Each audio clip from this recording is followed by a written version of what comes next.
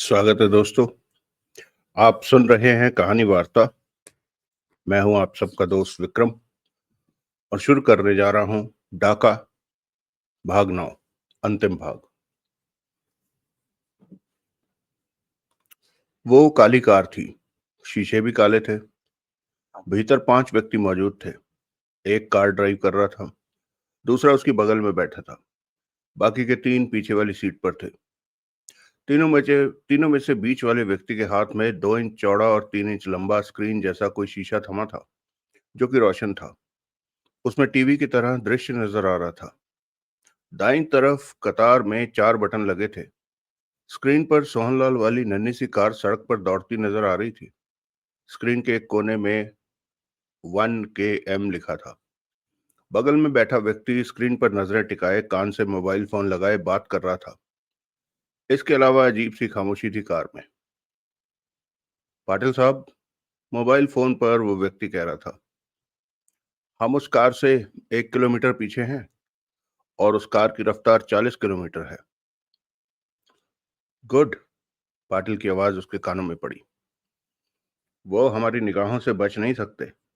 जो रिमोट उनके पास है उसमें कई खूबियां हैं। रिमोट के साथ वो जहां भी जाएंगे हमारी नजरों में रहेंगे। सावधानी से पीछे रहो।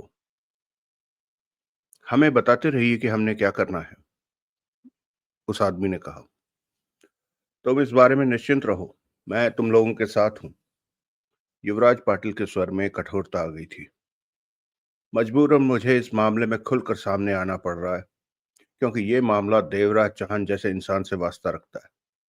उससे निपटने में तुम लोगों से कोई चूक भी हो सकती है और मैं हारना नहीं चाहता। जी। फोन पर ही वो व्यक्ति सिर हिलाने लगा। तभी स्क्रीन थामे वो व्यक्ति ड्राइव करने वाले से कह उठा, चौराहा आ रहा है। आगे वाली कार चौराहे से बाईं तरफ मुड़ गई है। ठीक है, ड्राइव करने वाले ने कहा। कुछ पलों बाद उनकी कार भी बाईं तरफ मुड़ गई। उस छोटी सी स्क्रीन पर आगे वाली कार स्पष्ट नजर आने लगी थी। देवराज चौहान ने बहुत बड़ी गलती की है मेरी दौलत पर हाथ डालकर। फोन पर उस व्यक्ति के कान में पाटिल की आवाज पड़ी।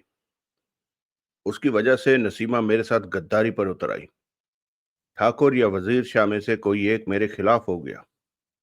मेरे अच्छे भले सिलसिले को देवराज चौहान ने बिगाड़ कर रख दिया है। रामदा जैसे गैंगस्टर को मेरे खिलाफ खुल्लम खुल्ला खड़े करने की कोशिश की। इसके साथ ही मेरी 50 अरब की दौलत को दबाकर बैठ गया है।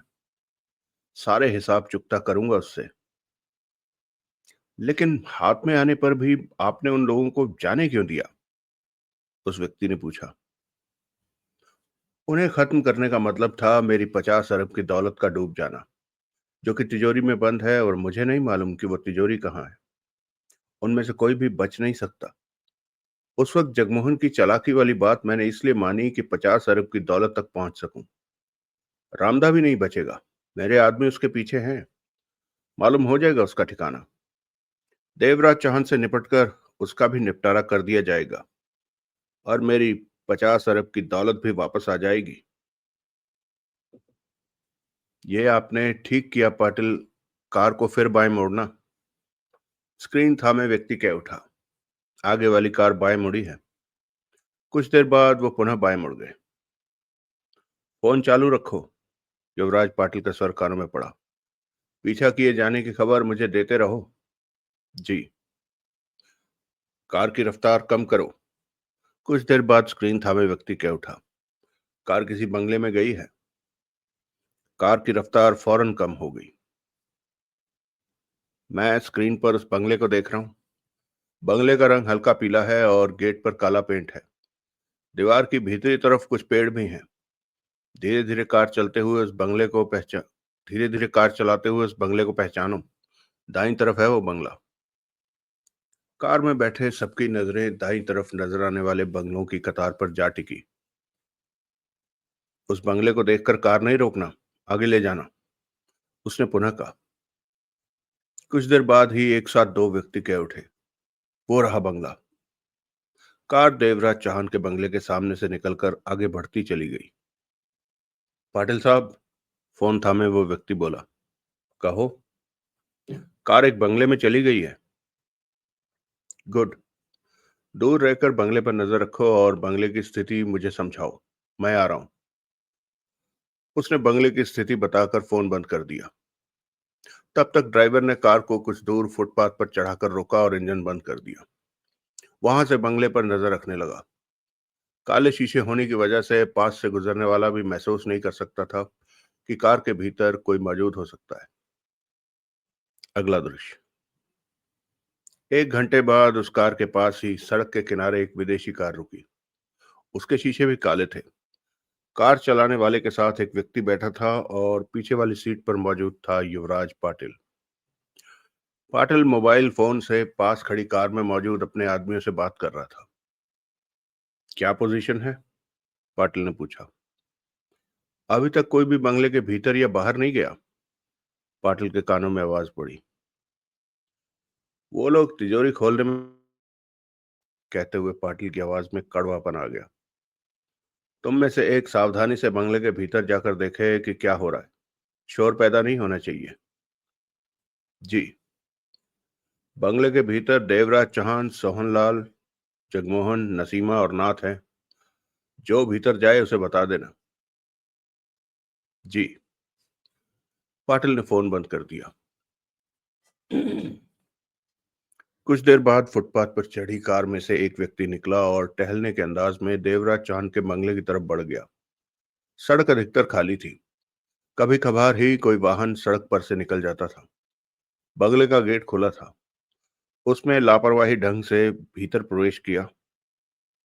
फिर फुर्ती से दीवार के पास पेड़ के तने की ओट में जा छुपा और वहां से हर तरफ नजर मारी। पोर्च में खड़ी कार के अलावा कोई भी नजर नहीं आया। जब काफी देर तक कहीं से कोई आहट नहीं उभरी तो उसने जेब में पड़ी रिवॉल्वर निकालकर हाथ में ली और दबे पांव बेआवाज जल्दी से लॉन पार किया और बंगले की दीवार के पास जा पहुंचा। सब ठीक रहा तो वो दीवार के साथ साथ आहिस्ता आहिस्ता आगे बढ़ा। आगे खिड़की आ गई। बेहद सतर्कता के साथ उसने भीतर झांका। पहले तो उसे नाथ नजर आया जो सोफे पर बेचैनी भरे अंदाज में बैठा था। उसके बाद उसकी निगाह वहां मौजूद सोहनलाल और तिजोरी पर पड़ी। सोहनलाल तिजोरी खोलने में व्यस्त था। करीब मिनट भर वो इसी तरह भीतर देखता रहा और कोई भी नजर नहीं आया। फिर वो बंगले से बाहर आया और कुछ दूर खड़ी कार के पास पहुंचा। भीतर बैठा मोबाइल फोन से पाटिल से बात की। पाटिल साहब, तिजोरी बंगले के भीतर है, उसने कहा। गुड। मेरा भी यही ख्याल था। पाटिल का तीखा स्वर कानों में पड़ा। कोई आदमी तिजोरी के लॉक को खोलने की कोशिश कर रहा है। वो सोहनलाल होगा।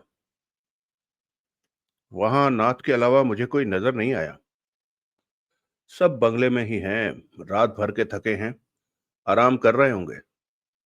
पाटिल ने सोच भरे स्वर में कहा। तिजोरी का लॉक खुलने में भी वक्त लगेगा। 3-4 घंटे मामूली बात है। तुम लोग नजर रखो। कोई नई बात हो तो मुझे खबर कर देना। मैं बाद में आता हूं। लेकिन आखिर में हमें करना क्या है? इन सब को खत्म करके तिजोरी को ले चलना है। उसमें मेरी 50 अरब की दौलत है। यानी उन्हें घेरना है? हाँ। इस काम के लिए और बंदे बुला लेते हैं। क्या जरूरत है? पाटिल की आवाज में खतरनाक भाव आ गए। भीतर 5 लोग हैं। नाथ हमारे खिलाफ नहीं है। बाकी बचे 4 और हम 8 हैं। 5 तुम, 3 हम। क्या आप खुद इस काम में शामिल होंगे? हाँ। देवराज चौहान को मैं अपने हाथों से शूट करना चाहता हूँ। कभी कभी कुछ दुश्मन ऐसे भी होते हैं जिन्हें खत्म करने के बाद यह कहना अच्छा लगता है कि मैंने उसे खत्म किया। देवराज चौहान के साथ भी कुछ ऐसा ही है। जब अंडरवर्ल्ड के लोग जानेंगे कि पाटिल ने देवराज चौहान को शूट किया तो अंडरवर्ल्ड में मेरा वजन और भी बढ़ जाएगा। समझे? देवराज चौहान का शिकार मैं खुद करूंगा। जैसा आप ठीक समझे। वैसे ये काम अभी भी किया जा सकता है। नहीं, अभी नहीं। अभी वो सतर्क होंगे। जब खुली तिजोरी की दौलत देखकर वो लापरवाही से भरे खुश हो रहे होंगे, तब उन्हें घेरने का सबसे आसान और बढ़िया वक्त होगा। तुम लोग नजर रखो। मैं 2-3 घंटे में कुछ और काम करके आता हूँ। जी। फिर देखते ही देखते युवराज पाटिल की कार वहां से हिली और आगे बढ़ती चली गई। अगला दृश्य। फोन की बेल बजते ही सोहनलाल के हाथ रुक गए। उसने गर्दन घुमाकर फोन की तरफ देखा। नाथ की निगाह भी उधर गई। सोहनलाल उठता हुआ नाथ से बोला, यहीं बैठे रहना, हिलना मत। नाथ सिर हिलाकर रह गया। सोहनलाल ने आगे बढ़कर रिसीवर उठाया। हेलो, क्या कर रहे हो? सोहनलाल के कानों में देवराज चौहान की आवाज पड़ी। तिजोरी के लॉक खोल रहा हूं। पाटिल के आदमी बंगले की निगरानी कर रहे हैं। ओह, लेकिन वो यहां तक पहुंचे कैसे? शायद तुम्हारा पीछा किया हो। नहीं, मैंने इस बात का पूरा ध्यान रखा था कि कोई पीछा न करे। मुझे तो कोई दिखाई नहीं दिया। जो भी हो, इस वक्त बंगले पर पाटिल के आदमी नजर रखे। कुछ देर पहले एक आदमी भीतर भी आया था। देवराज चौहान की आवाज कानों में पड़ रही थी। और वो भीतर आया था? मुझे तो खबर नहीं। वो ये देखकर चला गया होगा कि भीतर क्या हो रहा है। बाहर से झांका होगा। ओह, उसके पास एक कार और आई थी। मेरे ख्याल में उस कार में पाटिल होना चाहिए। फिर वो कार चली गई। एक अभी बंगले पर नजर रख रही है। उसके भीतर कितने लोग हैं मालूम नहीं। तुम कहाँ हो? मैं उनसे कुछ दूर जगमोहन और नसीमा के साथ हूँ। उन पर और बंगले पर मेरी निगाह है। मैंने तुम्हें सतर्क करने के लिए फोन किया है। तुम कब तक तिजोरी खोल लोगे? 5 बजे तक ये काम हो जाएगा। एक लॉक और बचा है खोलने के लिए। तुम अपना काम करते रहो। मैं 5 बजे फिर फोन करूंगा।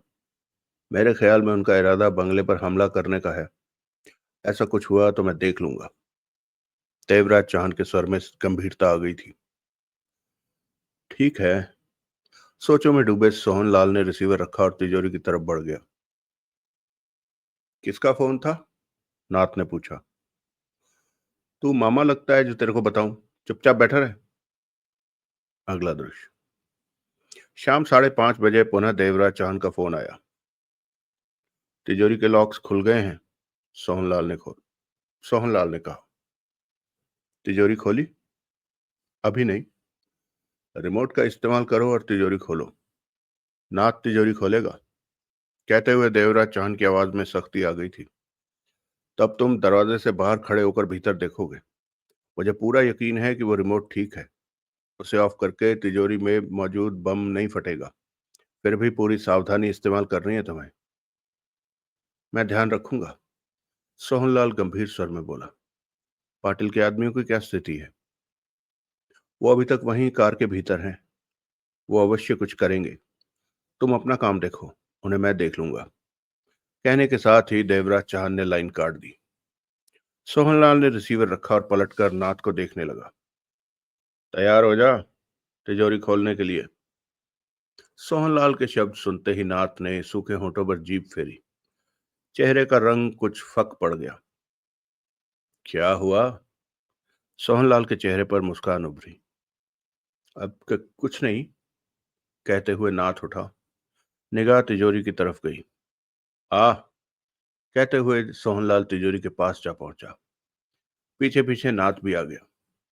सोहनलाल ने जेब से रिमोट निकाला। उसका रुख तिजोरी की तरफ करके उस पर मौजूद स्विच को ऑफ की तरफ सरका दिया। फिर नाथ को देखा। मैं इस हॉल से बाहर जा रहा हूं। उसके बाद तुम तिजोरी का दरवाजा खोलोगे। तिजोरी में फिट बम फट गया तो? नाथ के होंठों से सूखा सा स्वर निकला। तो तुम्हारे शरीर के चिथड़े चिथड़े उड़ जाएंगे। सोहनलाल का स्वर गंभीर था। लेकिन मेरे ख्याल से ऐसा कुछ नहीं होगा। पाटिल 50 अरब की दौलत को खामखा खराब नहीं करना चाहेगा। पाटिल साहब? नाथ के होंठों से निकला। वो यहाँ कहाँ? तेरे को जो कहा है वो कर। कहने के साथ ही सोहनलाल कुछ दूर प्रवेश द्वार की तरफ बढ़ गया। दरवाजे पर पहुंचकर पलटा और नाथ को देखा। तिजोरी खोल। नाथ का फक पड़ा चेहरा नाथ का चेहरा फक पड़ा हुआ था। उसने सोहनलाल पर नजर मारी। सूखे होंठों पर जीभ फेरते हुए जान निकली टांगों से तिजोरी के पास जा पहुंचा और उसका हैंडल पकड़ने के लिए कांपता हाथ आगे बढ़ाया।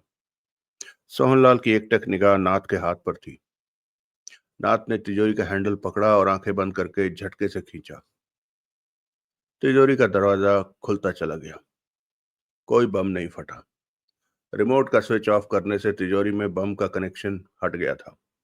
जो स्विच दरवाजा खोलते ही बाहर की तरफ ऑन होते हुए ऑन होता था, वो स्विच ऑन हुआ, परंतु बम नहीं फटा।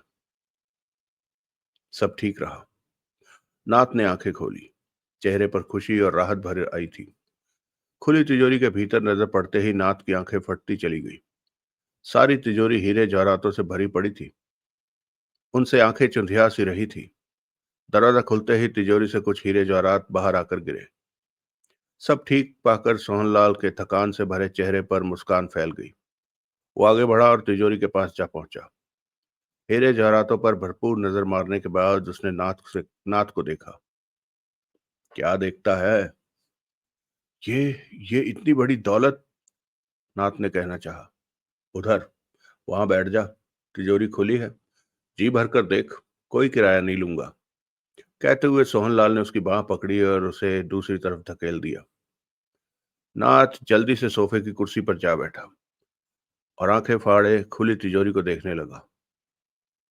अब मुझे क्या करना है? एकाएक नाथ ने पूछा। मैं जाऊं? बैठा रह और इंतजार कर। देख क्या होता है। सोहनलाल ने गंभीर स्वर में कहा। कुछ खास होना है क्या? नाथ ने कहा। सोहनलाल ने कुछ नहीं कहा और गोली वाली सिगरेट सुलगाकर कश लेने लगा। देवराज चौहान, जगमोहन और नसीमा बंगलों की उसी लाइन में एक खाली पड़े बंगले में छिपे हुए थे और वहीं से उस कार और अपने बंगले पर नजर रख रहे थे। देवराज चौहान ने मोबाइल फोन बंद करके नसीमा की तरफ बढ़ाया। सोहनलाल ने तिजोरी के लॉक्स खोल दिए हैं। देवराज चौहान का सर गंभीर था और नाथ के द्वारा वो तिजोरी का दरवाजा खुलवाने जा रहा है। अगले 2-3 मिनट में विस्फोट की आवाज नहीं आई तो मतलब होगा सब ठीक है। किसी ने कुछ नहीं कहा। सब एक दूसरे को देख रहे थे। अगले 5 मिनट बीत गए। लगता है सब ठीक रहा, जगमोहन के होठों से निकला। सोहनलाल से बात करके देखो। देवराज चौहान ने पुनः नसीमा के मोबाइल फोन से सोहनलाल से बात की। सब ठीक है। सोहनलाल का खुशी से भरा स्वर कानों में पड़ा। तिजोरी हीरे जवाहरातों से भरी पड़ी है। अच्छी बात है, देवराज चौहान ने शांत स्वर में कहा। अब आगे जो होता है उसका इंतजार करो। पाटिल के आदमियों की कार अभी भी बाहर मौजूद है। काले शीशों की वजह से मालूम नहीं हो पा रहा कि भीतर कितने लोग हैं। लेकिन पाटिल चाहता क्या है? अब मुझे कुछ कुछ समझ में आ रहा है कि पाटिल ने रिमोट देकर हमें क्यों छोड़ा। हमारी जान लेकर उसे कुछ भी हासिल नहीं होता, जबकि वो 50 अरब के हीरे जवाहरातों से भरी तिजोरी हासिल करना चाहता था। हमें छोड़कर उसने हमारा ठिकाना देखा। अब वो बंगले को घेर कर तिजोरी पर कब्जा करेगा और हम लोगों को खत्म करेगा। यही वजह है कि उसके आदमी अभी तक बाहर निगरानी पर है। पाटिल जानता है कि तिजोरी यहाँ है, तो फिर बंगले पर घेराबंदी करने में इतनी देरी? सोहनलाल, देवराज चौहान की निगाहें बाहर थी। मैं फोन बंद कर रहा हूँ।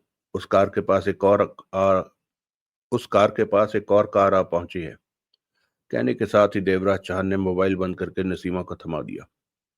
तीनों की निगाहें वहां से नजर आ रही उन दोनों कारों पर जा टिकी।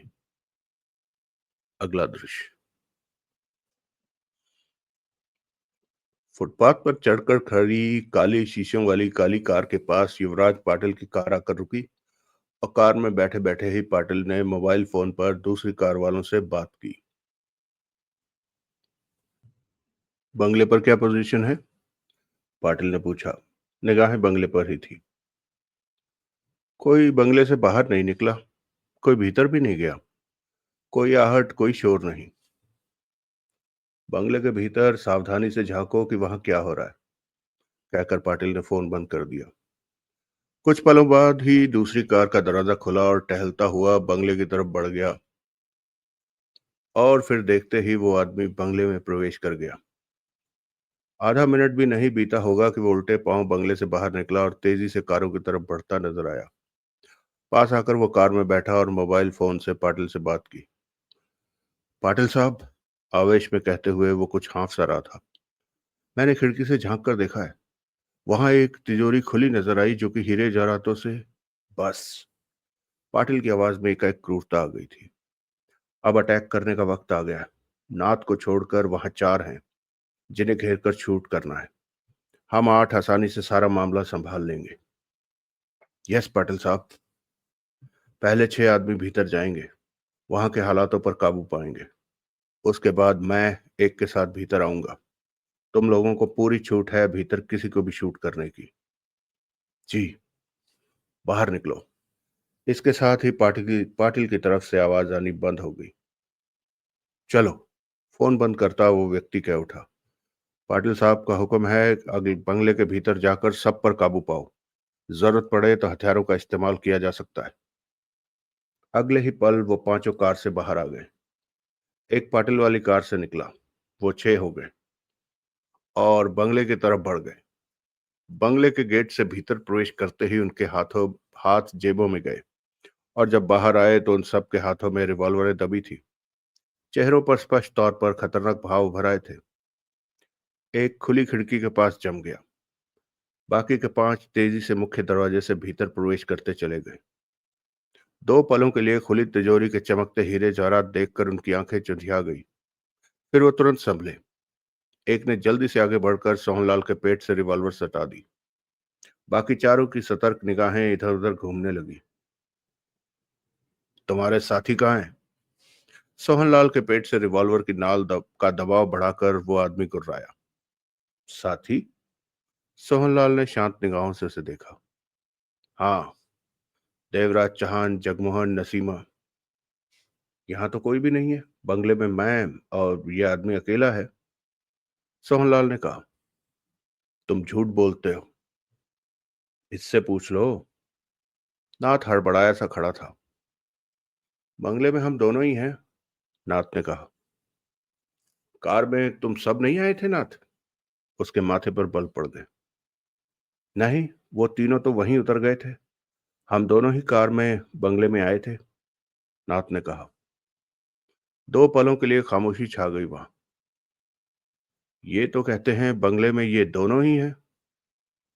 नाथ किसी दबाव में झूठ बोलता भी हो सकता है। पूरा बंगला चेक करो। 2 मिनट बीतने पर भी जब गोली चलने की कोई आवाज नहीं आई तो पाटिल अपने आदमी के साथ निकला और बंगले की तरफ बढ़ गया। हमारे आदमियों ने सब पर काबू पा लिया है, चलते हुए पाटिल ने कहा, वरना अब तक गोलियां चलने का शोर मच गया होता। आप ठीक कह रहे हैं पाटिल साहब। दोनों ने गेट से भीतर प्रवेश किया। एक तरफ खिड़की पर उन्हें अपना आदमी खड़ा नजर आया। वो खामोशी से उनके पास पहुंचा। क्या हो रहा है भीतर? पाटिल ने पूछा।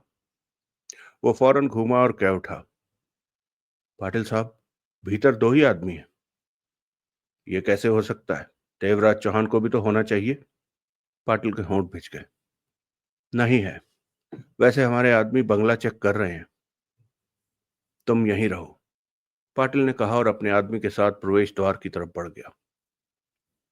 बाहर गेट के पास छुपे देवराज चौहान, जगमोहन और नसीमा उन्हें देख रहे थे। पाटिल के गेट के भीतर प्रवेश करते ही वो खाली बंगले से निकलकर वहां पहुंचे थे। जब तक पाटिल ने अपने आदमी के साथ प्रवेश द्वार के भीतर प्रवेश किया, तब तक देवराज चौहान के हाथ में रिवॉल्वर पर साइलेंसर फिट हो चुकी थी। उसके होंठ भिज चुके थे। चेहरे पर खतरनाक भाव नाच रहे थे।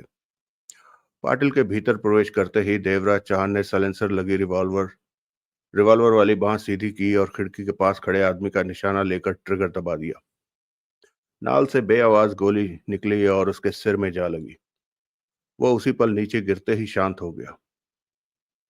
आओ। देवराज चौहान आगे बढ़ता हुआ बोला। तुम लोग प्रवेश द्वार की तरफ से मामला संभालो। जगमोहन और नसीमा तेजी से प्रवेश द्वार की तरफ बढ़ गए। देवराज चौहान खिड़की की तरफ बढ़ गया। पाटिल के सामने पड़ने की कोशिश मत करना, जगमोहन बोला। वो तुम्हें छोड़ेगा नहीं। मैं यहां छिपने नहीं आई। नसीमा के स्वर में खतरनाक भाव थे। और ना ही मैं यहां अकेली हूं। तुम सब मेरे साथ हो। हम सब साथ हैं। जो होगा सबके साथ ही होगा। वो चारों पूरा बंगले को चेक कराए। बंगले में इन दोनों के अलावा और कोई नहीं है पाटिल साहब, एक ने कहा। यह कैसे हो सकता है? देवराज चौहान, जगमोहन और नसीमा को यही होना चाहिए। युवराज पाटिल दांत भींच कर कह उठा। ध्यान से देखो, वो यहीं छिपे होंगे। हमने सारा बंगला देख लिया है। दांत भींचे पाटिल ने नाथ को देखा। बाकी लोग कहाँ हैं नाथ? वो तो खंडाला रोड पर ही कार से उतर गए थे। नाथ ने सूखे होंठों पर जीभ फेर कर कहा। इसका मतलब देवराज चांद समझ गया था कि मैंने जानबूझकर उन्हें छोड़ा है। युवराज पाटिल की आवाज में गुस्सा था। वो ठीक समझा था। पहले मैं तिजोरी अपने कब्जे में करना चाहता था, उसके बाद उसे और उसके साथियों को मौत देना चाहता था। खैर, कोई बात नहीं। देवराज चांद ज्यादा देर तक मेरे हाथों से बच नहीं सकता। नसीमा भी नहीं बचेगी। तुम लोग इस सोहनलाल को खत्म करो और तिजोरी ले चलने का प्रबंध करो। यहाँ ज्यादा देर ठहरना भी ठीक नहीं। देवराज चांद कोई भी गड़बड़। मुझे क्यों मार रहे हो? सोहनलाल हड़बड़ा कर बोला। मैंने क्या किया है? तुम देवराज चांद के साथी हो। किसी ने भड़का दिया है तुम्हें। वो 1 लाख रुपए देकर मेरे से ये सब काम करवा। बकवास मत करो, पाटिल ने कठोर स्वर में कहा। जब तुम बारूद के बीच फंसे थे तब देवराज चौहान ने तुम्हें छोड़कर जाने को तैयार नहीं था। किराए के आदमियों के लिए कोई खुद को खतरे में नहीं। पाटिल, देवराज चौहान की आवाज गूंजी। एक पल के लिए तो कोई इस आवाज को समझ ही नहीं पाया। इधर पाटिल। सबकी निगाह खिड़की पर गई। वहां देवराज चौहान मौजूद था। हाथ में दबी साइलेंसर लगी रिवॉल्वर का रुख पाटिल की तरफ था। देवराज चौहान को वहां देखकर युवराज पाटिल की आंखें हैरानी से फैल गई। तुम? युवराज पाटिल के होठों से निकला। उसी पल देवराज चौहान की उंगली हिली। ट्रिगर दबा। मध्यम सी आवाज के साथ बारूद की स्मेल फैल गई। गोली युवराज पाटिल के माथे के ठीक बीचों बीच जा धसी। पाटिल के शरीर को झटका लगा। कई क्षणों तक उसका शरीर वैसे का वैसा ही खड़ा रहा। फिर तेज आवाज के साथ पीठ के बल नीचे जा गिरा। उसकी खुली फटी आंखें अपलक छत की तरफ टिक चुकी थी। वहां मौजूद हर कोई स्तब्ध रह गया। पाटिल की मौत का किसी को विश्वास नहीं आया कि अब वो जिंदा था या मर चुका था। मौत के इस सन्नाटे को जगमोहन की कठोर आवाज ने तोड़ा। अगर किसी ने कोई भी हरकत करने की कोशिश की तो पाटिल की तरह मारा जाएगा। उनकी निगाहें देव दरवाजे की तरफ घूमी। वहां रिवॉल्वर थामे जगमोहन और नसीमा खड़े थे। नसीमा के चेहरे के भाव बता रहे थे कि मौका मिलते ही वो पाटिल के आदमियों को खत्म कर देगी। रिवॉल्वरें गिरा दो, नसीमा गुर्राई। खिड़की पर मौजूद देवराज चौहान ने रिवॉल्वर का रुख उनकी तरफ कर रखा था। चेहरे पर सख्ती के भाव, भिंचे होंठ, उंगली ट्रिगर दबाने को तैयार। वो सातों व्यक्ति दो तरफ से निशाने पर थे और सबसे बड़ी बात थी कि जिसके लिए वो ये लड़ाई लड़ रहे थे वो मर चुका था। उन्होंने बिना किसी ऐतराज के अपनी रिवॉल्वरें नीचे गिरा दी। सोहनलाल, देवराज चौहान ने शब्दों को चबाकर कहा, इन सबको ऊपर की मंजिल के किसी कमरे में बंद कर दो और समझा देना कि किसी तरह का शोर शराबा किया तो सिर्फ मौत ही मिलेगी। नाथ को भी साथ ले जाओ। सोहनलाल उन सबको भीतर लेकर चला गया। देवराज चौहान खिड़की से भीतर आया। जगमोहन और नसीमा भी भीतर आ गए। उन्हें कमरे में बंद क्यों किया? जगमोहन ने कहा। अब इस बंगले पर नहीं रह सकते। यहाँ के बारे में पाटिल के आदमी जान चुके हैं। मात्र इसी वजह से इनकी जान लेना ठीक नहीं। देवराज चौहान ने गंभीर स्वर में कहा, यह बंगला हमें खाली करना होगा। इस तिजोरी को जितनी हो सके यहाँ से ले चलना होगा। हो सकता है यहाँ के बारे में पाटिल ने अपने किसी आदमी को बताया हो। लेकिन जाएंगे कहाँ? जगमोहन की निगाह खुली तिजोरी पर थी। इस वक्त सोहनलाल के यहाँ जाना ही ठीक है। तिजोरी में मौजूद हीरे जवाहरातों को सूटकेस में डालो।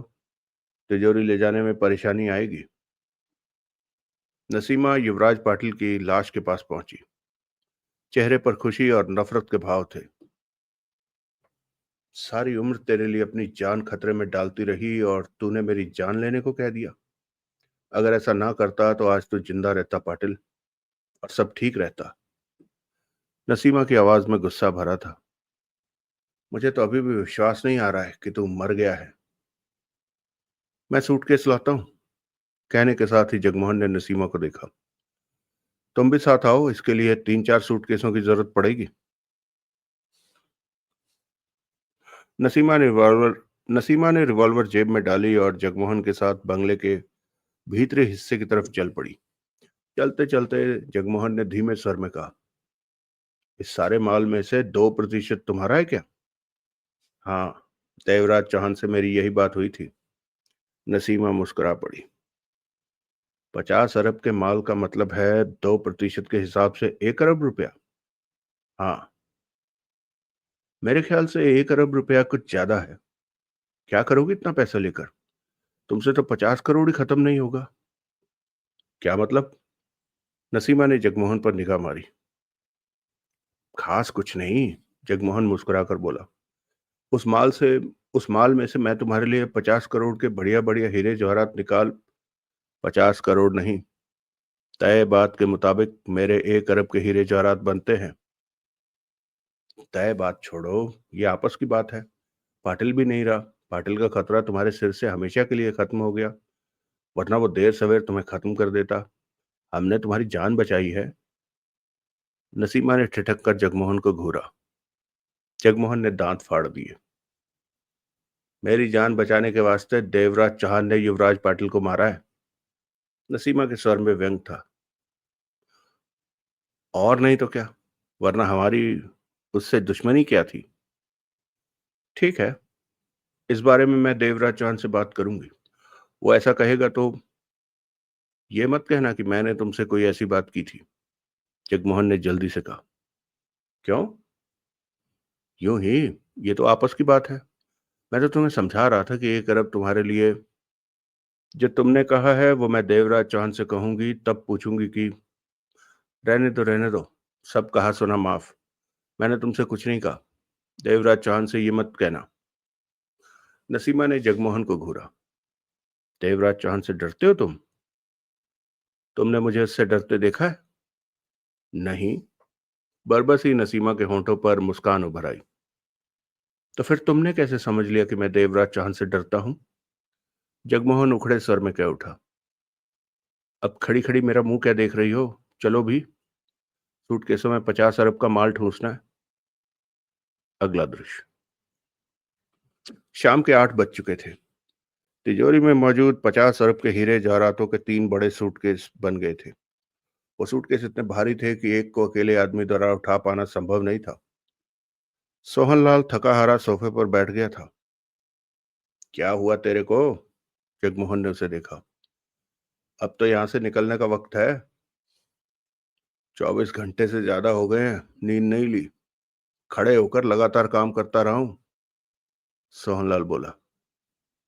सूटकेस उठाने से मन चुरा रहा है, जगमोहन ने व्यंग से कहा। ऐसा ही समझ ले। उठकर काम कर, जगमोहन ने कहा। मैं ऊपर के कमरे से जरूरी सामान लेकर आ रहा हूं। अब बंगले में दोबारा आना कहाँ होगा? कहने के साथ ही जगमोहन सीढ़ियों की तरफ बढ़ गया। देवराज चौहान ने नसीमा से कहा, तुम सूटकेस को हाथ लगाओ, पोर्च में खड़ी कार में रखते हैं। क्यों नहीं? कहने के साथ ही नसीमा आगे बढ़ी।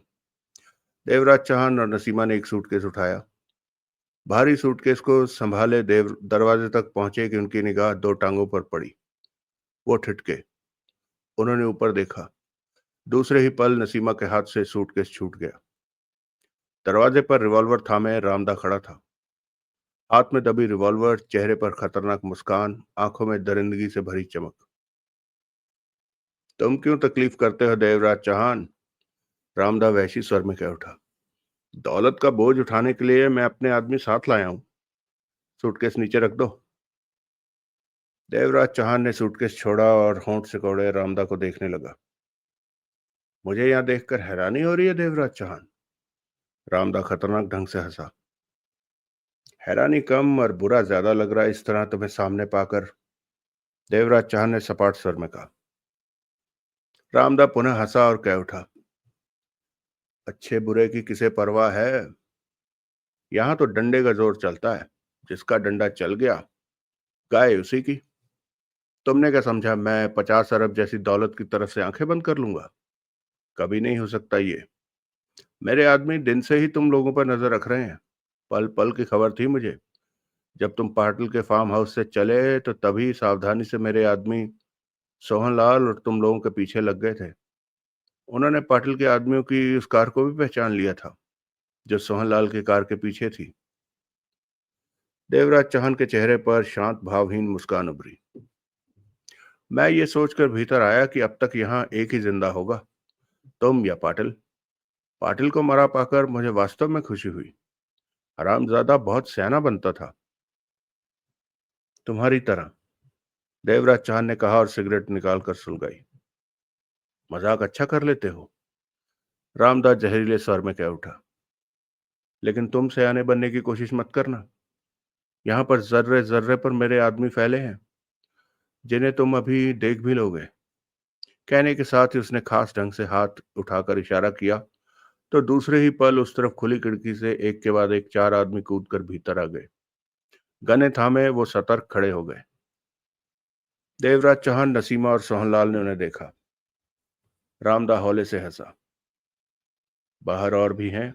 मजा आया देवराज चौहान? नहीं, देवराज चौहान ने इंकार में सिर हिलाया। खास मजा नहीं आया। आएगा, मजा भी आएगा।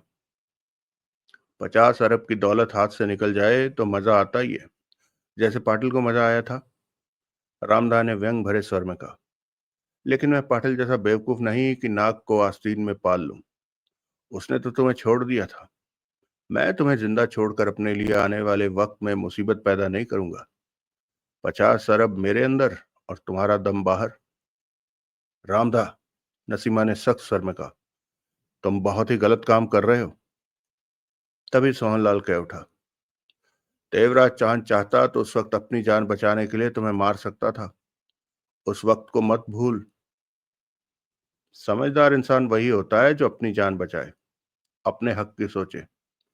उस वक्त देवराज चौहान ने वही किया जो इसकी मर्जी थी, और अब मैं वही कर रहा हूं जो मुझे ठीक लगा।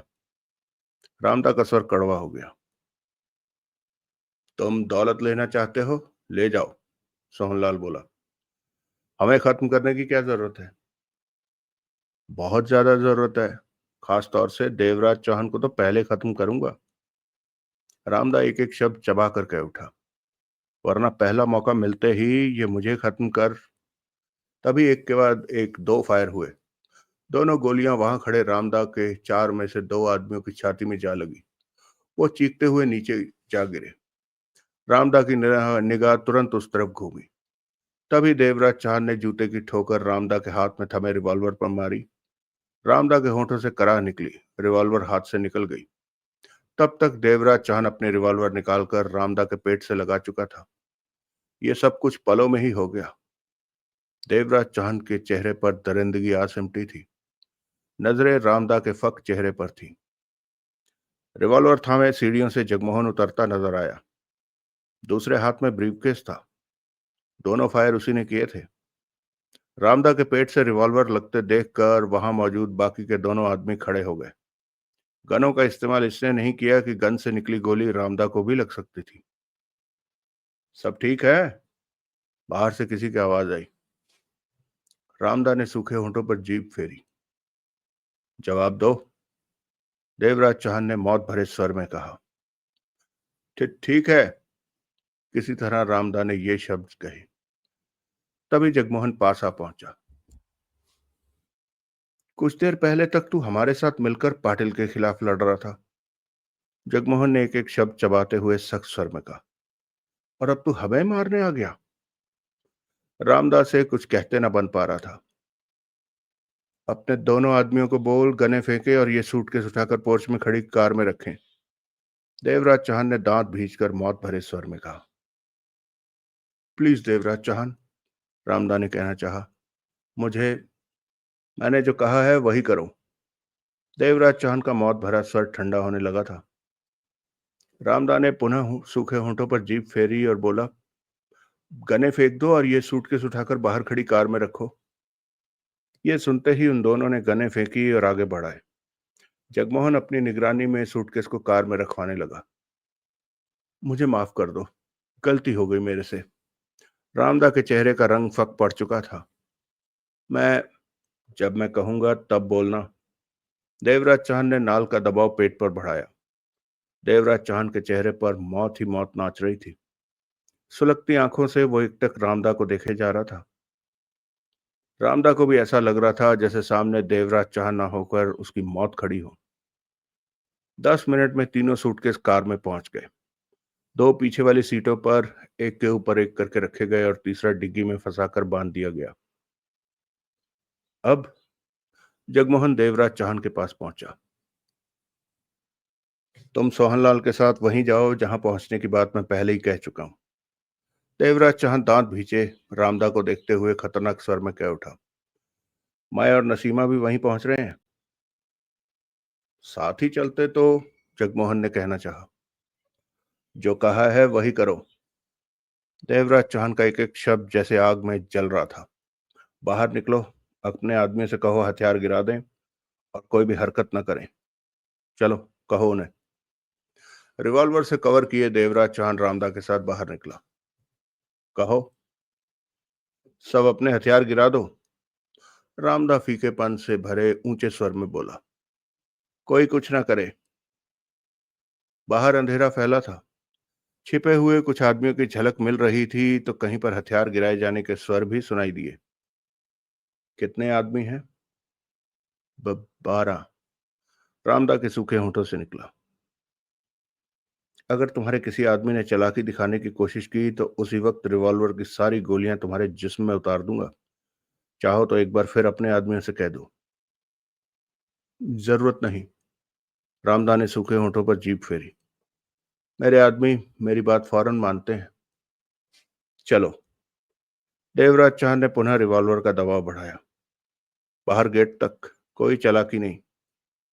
कहने के साथ ही देवराज चौहान ने उसकी बांह पकड़ी और फुर्ती के साथ घूमते हुए रिवॉल्वर उसकी कमर में लगा दी और आगे धकेला। दोनों गेट की तरफ बढ़ने लगे। देवराज चौहान बेहद सावधान था। हालात कभी भी बदल सकते थे। नसीमा उसके साथ थी। सब ठीक रहा। देवराज चौहान रामदा के साथ बाहर गेट पर जा पहुंचा। बाहर कोई है? देवराज चौहान ने पूछा। नहीं। क्या है बाहर? एक वैन, एक कार। रामदा के स्वर में घबराहट स्पष्ट झलक आ रही थी। तभी उनके पास से कार निकली। जगमोहन कार ड्राइव कर रहा था। सोहनलाल बगल में बैठा था। पीछे वाले हिस्से में सूटकेस नजर आ रहे थे। जल्दी आना। जगमोहन का स्वर उसे सुनाई दिया और कार बाहर निकलती चली गई। नसीमा, देवराज चौहान ने सख्त स्वर में कहा। देखो, कोई पीछे तो नहीं लगा। नसीमा जल्दी से गेट से बाहर निकली और जगमोहन की जाती कार को देखने लगी। सब ठीक है। जगमोहन की कार जब निगाहों से ओझल हो गई तो वहीं खड़ी नसीमा ने कहा। रामदा। हाँ हाँ। अपने आदमी से कहे 15 मिनट तक कोई भी यहां से बाहर ना निकले। 15 मिनट तक कोई भी यहां से बाहर नहीं निकलेगा। रामदा की ऊंची आवाज थी परंतु बेजान सी। गहरी चुप्पी छाई रही। कोई आवाज नहीं आई। अगर तुम्हारा कोई आदमी बाहर निकला तो उसी वक्त तुम्हें शूट कर दूंगा। देवराज चौहान गुर्राया। वो सब मेरी बात मानते हैं। रामदा ने रूखे सूखे स्वर में कहा। बाहर चलो जहां तुम्हारी कार खड़ी है। कहते हुए देवराज चौहान ने उन्हें बाहर की तरफ धकेला। बंगले से बाहर निकले और कुछ दूर अंधेरे में खड़ी कार के पास जा पहुंचे। कार तुम ड्राइव करोगे। देवराज चौहान की आवाज में खतरनाक भाव थे। मुझे माफ कर दो देवराज चौहान, फिर कभी मैं। रामदा ने कहना चाहा। कार ड्राइव करो। बैठो। देवराज चौहान रिवॉल्वर का दबाव बढ़ाकर गुर्रा उठा। रामदा जल्दी से ड्राइविंग सीट पर जा बैठा। देवराज चौहान और नसीमा पीछे वाली सीट पर बैठ गए। चलो। मौत के डर में सिमटे रामदा ने कार आगे बढ़ा दी। तुम बहुत समझदार हो। पाटिल बेवकूफ था। देवराज चौहान की आवाज में मौत के भाव थे। मुझे माफ कर।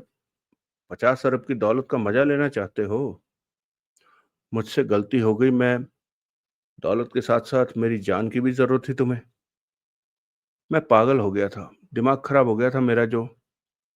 तुम्हारे ख्याल से डंडे के जोर पर दुनिया को हाँका जा सकता है? शराफत खत्म हो गई है? मैं पहले हम वैसे ही चलें जो हम में तय था। ना तो तुमने कोई गलत काम किया और ना मैंने। देवराज चौहान का स्वर मौत से भरा ठंडा हो चुका था। हम दोनों ने मिलकर अच्छा काम किया, लेकिन अब तुमने जो किया बहुत ही गलत किया। ऐसा कुछ होना या करना हम में तय नहीं था। मैं अपनी गलती की माफी चाहता हूं देवराज चौहान। रामदा का सर कांप रहा था। कसम से कभी भी फिर तुम्हारे रास्ते में नहीं आऊंगा। मैं तुम्हारे पांव पर मैं तुम्हारे पांव पड़कर माफी। बाईं तरफ मोड़ो। देवराज चौहान पहले वाले स्वर में ही बोला। आगे मोड़ था। रामदा ने कार को वहीं मोड़ लिया। इस सड़क पर कम ट्रैफिक था। कुछ आगे जाने पर देवराज चौहान बोला, कार रोक दो। रामदा ने फौरन कार को साइड में रोका और कह उठा, मैं हमेशा याद रखूंगा कि तुमने मुझे जिंदा छोड़। बाहर निकलो नसीमा। देवराज चौहान की आवाज में कोई भाव नहीं था। देवराज चौहान के साथ नसीमा भी बाहर निकल चुकी थी। Thank you Devraj Chauhan. रामदा का स्वर खुशी से कांप रहा था। वो पास खड़े देवराज चौहान से कह उठा, तुमने मुझे जिंदा छोड़ दिया। मैं देवराज चौहान ने रिवॉल्वर वाला हाथ उठाया। रामदा की आंखें फैल गई। पास से गुजरते वाहन की हेडलाइट में उसका दहशत भरा चेहरा चमका। उसी पल देवराज चौहान की उंगली हिली और नाल से बेआवाज गोली निकली और रामदा के खुले मुंह में प्रवेश करके पीछे से निकल गई। रामदा के शरीर को तीव्र झटका लगा। दूसरे ही क्षण उसका शरीर सीट से इस तरह सट गया जैसे थकान भरे अंदाज में कुछ पल के लिए आराम कर रहा हो। और उसके इस आराम के साथ ही हमेशा के लिए तमाम भाग दौड़ खत्म हो गई थी। अब उसे दौलत की जरूरत नहीं थी और ना ही अब उसे दौलत की जरूरत नहीं थी और ना ही अंडरवर्ल्ड का बड़ा बनने की। चलो, कहने के साथ ही देवराज चौहान ने रिवॉल्वर जेब में डाली और पैदल ही आगे बढ़ गया। चेहरा सपाट था। वहां अब किसी तरह का भाव नहीं था। नसीमा उसके साथ चल पड़ी। देवराज चौहान। कुछ पलों बाद चलते चलते नसीमा बोली, मेरा 2% का हिस्सा है। मिलेगा ना? हाँ, वहीं चल रहे हैं। देवराज चौहान ने एकाएक मुस्कुराकर उसे देखा। तुम्हारा 1 अरब रुपया बनता है। अंदाज से इतनी कीमत के हीरे जवाहरात लेकर तुम कहीं भी जा सकती हो। देवराज चौहान के ये शब्द सुनकर नसीमा ने मन ही मन चैन की सांस ली। देवराज चौहान की निगाह चलते हुए टैक्सी की तलाश में इधर उधर जा रही थी। अगला दृश्य। सोहनलाल। कोशिश करके भी जगमोहन अपनी खुशी पर काबू नहीं पा रहा था। मजा ही आ गया। पाटिल अपने खेल में फंस गया। सोचता था 50 अरब की दौलत भी ले लेगा और हमें भी खत्म कर देगा। और तो और ऊपर से उसका बंधु रामधा भी मुंह फाड़े वहां पहुंच गया। कमीना कहीं का। शुक्र है सब पासे सीधे पड़े हैं। सोहनलाल ने गोली वाली सिगरेट सुलगाई। वो तीसरे सूटकेस का ध्यान रखना जो डिग्गी में है, जिसे बांध रखा है। जगमोहन बोला, कहीं वो गिर ना जाए और हमें पता ही ना चले। नहीं गिरेगा, सोहनलाल ने कहा।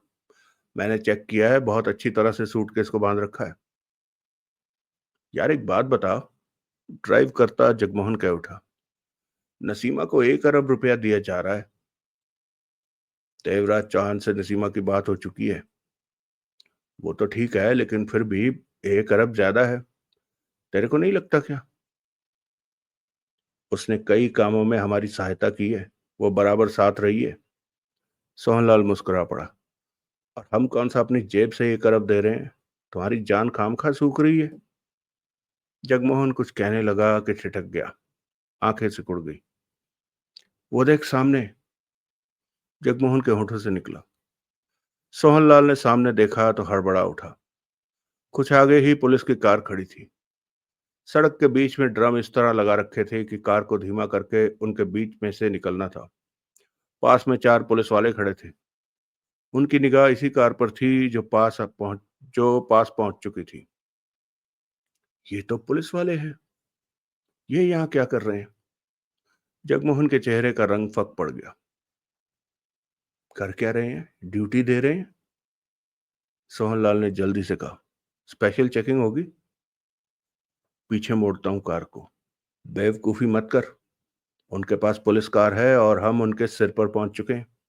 ऐसे में कार को वापस मोड़ने की चेष्टा की तो बचने का जरा सा चांस है वो भी खत्म हो जाएगा। बचने का चांस? कैसा चांस? हो सकता है हमें ना रोकें, किसी खास कार की तलाश में हो। फंस गए तो 50 अरब की दौलत। दौलत के लालच में फंस जाना। सोहनलाल होंठ सिकोड़े धीमे स्वर में कह उठा। जब ये महसूस करो कि फंसने जा रहे हैं तो खिसक लेना। दौलत छोड़कर? जगमोहन के स्वर में चिंता आ गई। वो तेरी मर्जी, फंसना हो तो तब दौलत का लालच करना। तब तक कार ड्रमों के पास पहुंच चुकी थी। जगमोहन कार की रफ्तार धीमी कर चुका था। धड़कते दिल के साथ उसने कार को सड़क पर खड़े खड़े कर रखे ड्रमों के बीच से निकालना चाहा कि एक पुलिस वाला सामने आया और कार को रोकने के लिए हाथ दिया। हेडलाइट की रोशनी में उसको सब इंस्पेक्टर की वर्दी स्पष्ट चमकी। हो गया काम। सोहनलाल बड़बड़ा उठा। 50 अरब की दौलत हाथ से जाने की सोचकर जगमोहन का चेहरा फीका पड़ने लगा। पुलिस वाला ठीक सामने था। जगमोहन को ड्रमों के बीच ही कार रोकनी पड़ी। क्या हुआ इंस्पेक्टर साहब? सोहनलाल सिर को थोड़ा सा बाहर निकालकर बोला। सूटकेसों में क्या है? सब इंस्पेक्टर पास आकर बोला। सूटकेसों में? सोहनलाल ने लापरवाही से कहा। सामान है और क्या होगा? साथ ही उसकी छाती पर लगी नाम की पट्टी को देखकर कह उठा। यादव जी, हमें जल्दी दुबे जी के पास पहुंचना है। उनका ही सामान है। दुबे? सब इंस्पेक्टर ने उसे देखा। ये कौन है? कमाल है। सोहनलाल कार का दरवाजा खोलकर बाहर निकलता हुआ बोला। पुलिस में तुम्हें किसने भर्ती कर लिया? सब इंस्पेक्टर बन गए और दुबे साहब को नहीं जानते? जगमोहन कार दौड़ा ले जाने की स्थिति में नहीं था। सामने ड्रम थे और पुलिस कार पास ही खड़ी थी। एक कांस्टेबल और पास आ गया। लेकिन दुबे साहब हैं कौन? सब इंस्पेक्टर ने पूछा। वो कुछ उलझन में पड़ गया था। पुलिस वाला होकर पुलिस वाले को नहीं जानता? अब दुबे साहब से तेरी शिकायत करनी ही पड़ेगी। उन्हें तो वैसे भी गुस्सा जल्दी आता है। सोहनलाल ने उखड़े स्वर में कहा। आता हूं अभी। कहने के साथ ही सोहनलाल सड़क के किनारे की तरफ जाने लगा। सब इंस्पेक्टर ने उसकी बांह पकड़ ली। जाता कहाँ है? बता, सूटकेसों में क्या है? खोल कर दिखा। मेरी बांह पकड़ता है? सोहनलाल ने गुस्से से बांह को झटका देकर बांह छुड़ाई। चोर हूं मैं क्या? दुबे साहब का नाम सुनने के बाद भी तूने मेरी बांह पकड़ने की हिम्मत की? ठीक है, अब तेरे से दुबे साहब ही बात करेंगे। पुलिस कार में वायरलेस तो होगी ही। अभी दुबे साहब से तेरी बात कराता हूँ। बहुत देर से रोक रखा है। जरा अंधेरे में हल्का होकर आता हूँ। फिर कार के भीतर बैठे जगमोहन से कहना, सर मैं 1 मिनट में आया। सॉरी।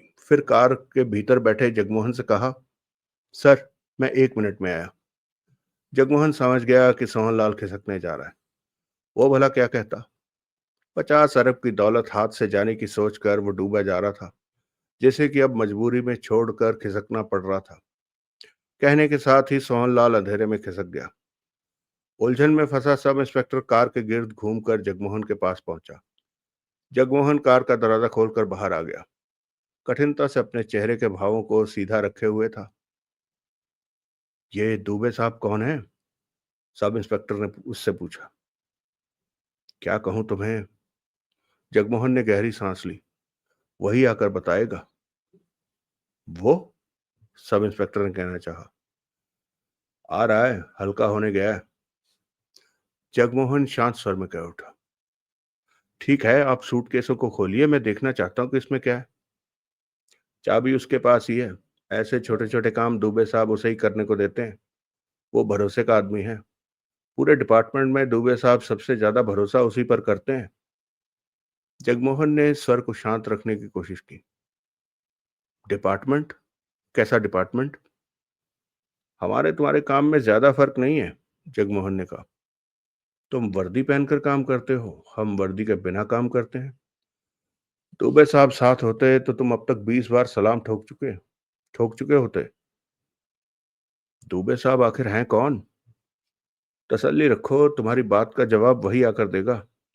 वो दुबे साहब का मुंह लगा है। वैसे दुबे साहब का ऑर्डर है कि डिपार्टमेंट की बातें गुप्त रहनी चाहिए। अब वही आकर मुंह खोलेगा। तभी हवलदार ने सब इंस्पेक्टर के कान में कहा, सर, मुझे तो ये खुफिया विभाग वाले लगते हैं, लेकिन दुबे साहब हैं कौन?